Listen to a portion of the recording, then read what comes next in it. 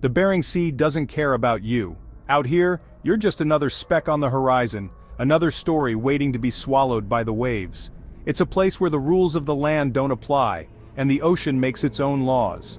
It's a vast, churning expanse of gray water under an even grayer sky, where nature reminds you just how small you are. The horizon stretches endlessly, and the wind seems to carry the voices of those who came before, some who returned, and some who didn't. During king crab season, the wind howls and waves rise like liquid mountains, eager to swallow ships whole. The sea becomes a living thing, unpredictable and wild, testing every ounce of courage you have. This is our office, a place where fortunes are made and lives are lost. Every day is a gamble, every hour a fight against exhaustion, cold and fear. The deck is slick with ice and every step could be your last. The prize is the Alaskan king crab, worth its weight in gold, but the sea demands a heavy price. Each crab pulled from the depths is a small victory, a testament to the risks we take. They call it the deadliest catch for a reason. The danger is real, and it's always just one mistake, one rogue wave, one snapped line away. The fatality rate for commercial fishermen here is among the highest in the world. Every port has its memorials, every crew its stories of close calls and friends lost to the sea. Rogue waves, swinging steel pots, and relentless cold are constant threats. The ocean doesn't forgive, and it never forgets. Even the most experienced hands can be caught off guard. Yet we come back, season after season, sailing from Dutch Harbor into this wild, unforgiving place. There's something about the challenge, the call of the unknown, that keeps us returning. For some, it's the money. For others, it's tradition. Generations of families have braved these waters, passing down stories and skills like heirlooms. But for most, it's the challenge. It's about testing yourself against the elements, pushing your limits, and proving you belong out here. It's about daring to pull a living from the depths, proving you can survive on the edge of the world. Every crab pot hauled up is a reminder that you've beaten the odds, at least for now. Our boat, the FV Arctic Fury, is 100 feet of steel and grit, a tiny island in a world of chaos. She's our shield, our home, and sometimes our only hope. On board, we're a family, relying on each other for everything. Bonds are forged in hardship, and trust is earned with every storm weathered together. The sea may not care if we live or die, but we do. We watch each other's backs, knowing that out here, a single mistake can cost a life. Out here, your crewmate is your lifeline. In the Bering Sea, survival isn't just about strength, it's about trust, teamwork, and the unbreakable bond between those who dare to face the storm together. The FV Arctic Fury isn't a cruise ship. She's a workhorse, built for function, not comfort. She slices through the icy Bering Sea, her steel hull bracing against waves that would send lesser boats running for shelter. Out here, luxury is a dry pair of socks and a hot cup of coffee, not a spa or a swimming pool. Her hull is scarred and streaked with rust, each mark a memory of past battles. Every dent and scrape tells a story of storms weathered, ice flows dodged, and the relentless grind of steel against sea. The Arctic Fury wears her history with pride, a badge of survival in one of the world's harshest environments. The deck is a maze of hydraulic cranes, coiled ropes, and massive steel pots. It's organized chaos, where every tool has its place and every inch of space is claimed by gear essential for the hunt. The air is thick with the scent of salt, diesel, and bait, and the constant thrum of engines never really fades. Below deck, quarters are cramped, the air thick with diesel and damp clothes. There's barely room to stretch out, let alone find privacy. Bunks are stacked like coffins, and every surface is cluttered with the essentials of life at sea: boots, gloves, and the ever-present hum of machinery. This is home for weeks at a time. The crew learns to live shoulder to shoulder, sharing stories, laughter, and the occasional grumble about the cold. Friendships are forged in the pressure cooker of close quarters and long hours. Our crew is a mix of salty veterans and nervous greenhorns. Some have spent decades on the water, their faces weathered by wind and salt, while others are just learning the ropes, wide-eyed and eager to prove themselves.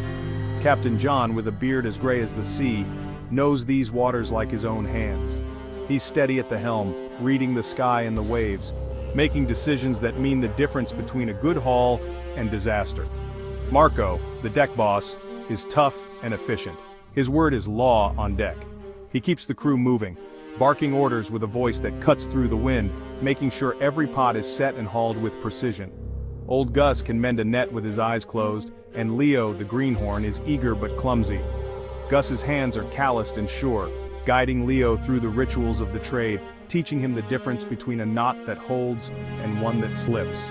Every veteran was a greenhorn once. We push Leo, but we watch his back. Out here, mistakes can be deadly, but so can pride. The crew looks out for each other, knowing that survival depends on trust and teamwork. Life here is a cycle of intense work and brief stolen rest. The clock is meaningless. Time is measured in pots hauled and crabs caught, in aching muscles and heavy eyelids. No weekends, no holidays, just the rhythm of crabs and weather. Birthdays and Christmases pass unnoticed, replaced by the relentless demands of the sea. When fishing is good, we work for 30, even 40 hours straight.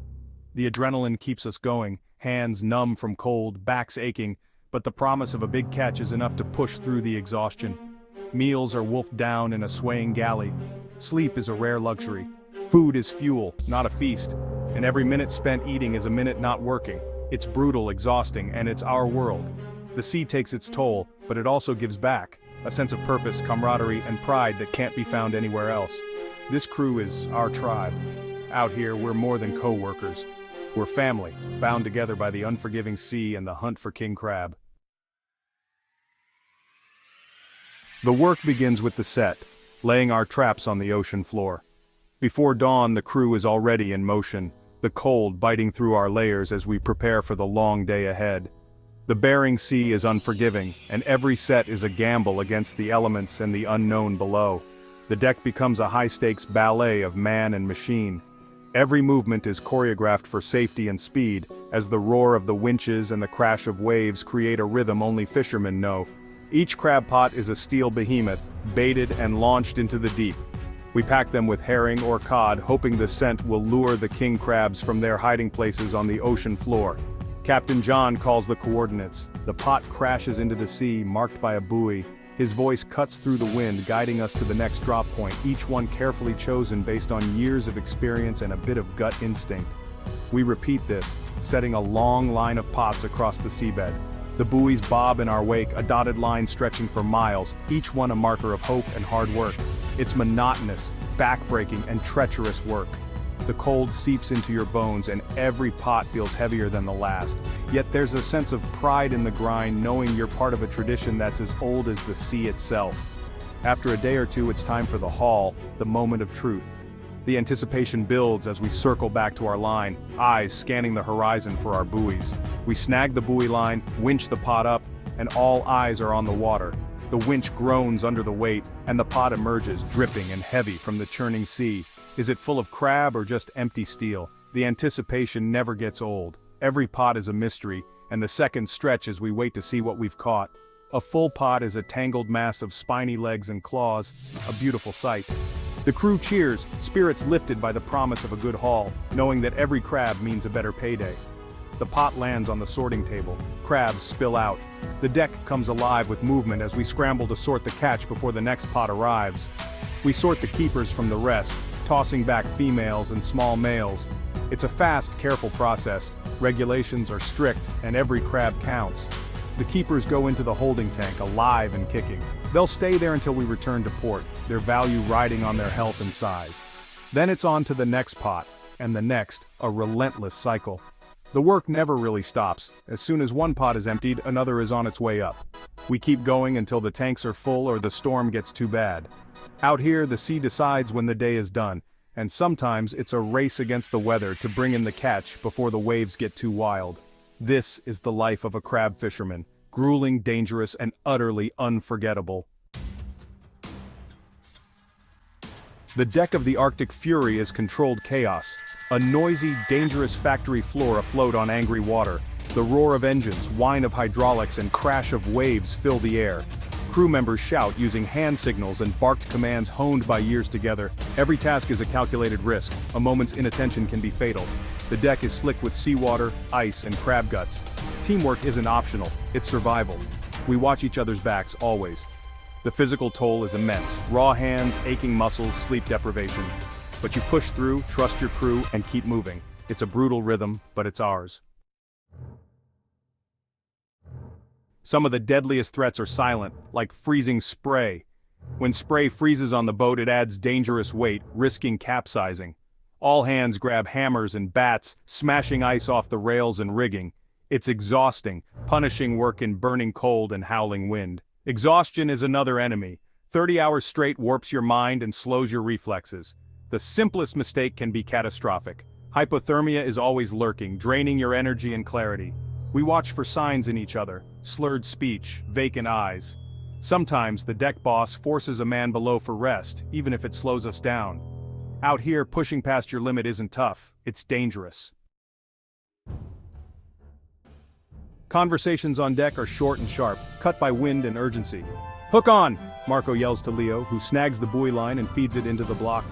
"Watch that slack!" Gus warns, eyes always scanning for danger. It's a constant stream of instruction, a verbal safety net. During a lull, Marco might ask, "How's it feel, kid?" "Like I've been hit by a truck," Leo admits, shivering. "Good, that means you're still alive," Marco grunts. Camaraderie is tough, built on shared hardship, not gentle words. Stress can boil over, tangled lines, empty pots, tempers flare and fade fast. There's no room for grudges. The next pot is always waiting. But when a pot comes up overflowing, the mood shifts instantly. "Look at the size of that one!" Leo shouts, holding up a giant crab. "That's a moneymaker!" Gus grins. These moments of victory fuel us to keep going. King crab fishing isn't the free-for-all it once was. The old Derby days nearly destroyed the crab population and risked countless lives. Now, we fish under individual fishing quotas. Each boat gets a set amount. It's safer and more sustainable, letting us avoid the worst storms. Quotas are based on science. Researchers survey the seafloor to set limits. We can only keep legal-sized males. Females and small crabs go back. Every crab is measured and sorted with care. Conservation isn't just a rule, it's our future. Protecting the stock means protecting our paychecks and the next generation. Why do we come back to a job that could kill us? The money is good. A single season can change your life. But it's more than that. There's pride in mastering a dangerous craft, in being part of a tough, elite group. We harvest food for the world, and there's honest pride in that. Most important is the bond with the crew. You can't survive out here alone. These men become your brothers, sharing danger, exhaustion, and rare moments of joy. You keep each other safe and sane. This is what it means to be a crew, a brotherhood forged in cold iron and relentless work. We're all in the same boat, literally and figuratively. As the season ends and the tanks are full, a quiet satisfaction settles over the crew. The final pots are stacked, the hydraulics fall silent, and we turn toward Dutch Harbor. The journey home is a time for reflection and relief. We've faced storms, filled our quota, and done the job. The horizon now promises home, not danger. We dream of hot showers, real meals, and seeing loved ones. The future of king crab fishing depends on balance, responsible management, safety, and conservation. What keeps us going is pride, profit, and people. Most of all, it's the unbreakable bond of the crew. As we sail for home, tired and sore, we hope to return and do it all again next season.